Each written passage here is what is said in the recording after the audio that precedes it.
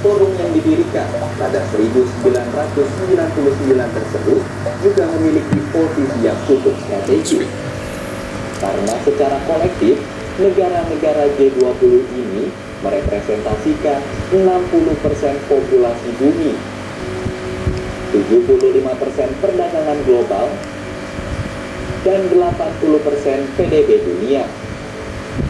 Artinya, kebijakan yang dikeluarkan dari KTT G20 ini cukup berpengaruh pada dunia.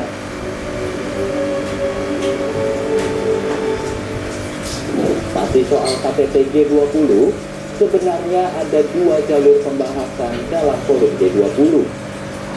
Pembahasan yang pertama adalah Finance Track yang membahas isu ekonomi dan keuangan negara-negara G20 dan permasalahan yang dihadapi dunia saat ini. Sementara jalur kedua dinamakan Sherpa atau Sherpa Track yang membahas isu-isu non-ekonomi dan keuangan, yakni seperti isu pendidikan, lingkungan, isu kesetaraan gender, dan lainnya.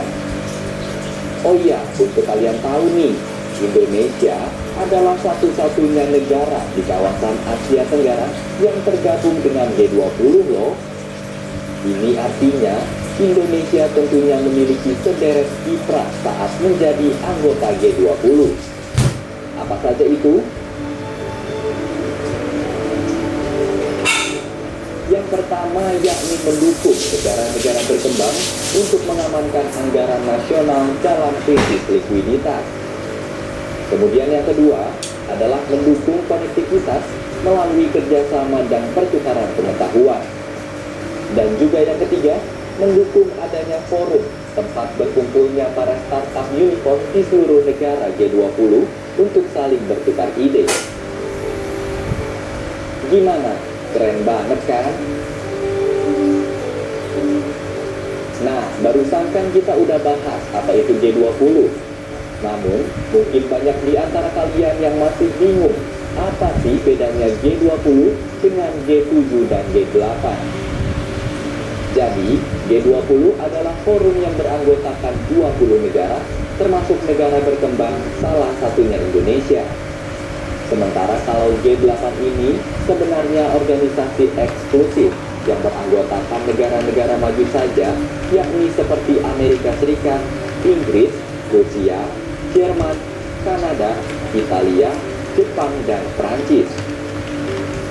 Nah, selain anggota, fokus utama pembentukan G8 ini pada awalnya dilatar belakangi kepentingan politik, beda dengan G20 yang secara garis besar menitik beratkan pada pengaruh ekonomi. Selain itu, dari segi lamanya berdiri, G20 ini berdiri pada tahun 1999 atau lebih muda dari G8 sahabat Kompas.com. Tapi saat ini, G8 sudah berubah nama menjadi G7 sejak Rusia keluar dari forum karena adanya konflik dengan Ukraina soal Crimea pada tahun 2014.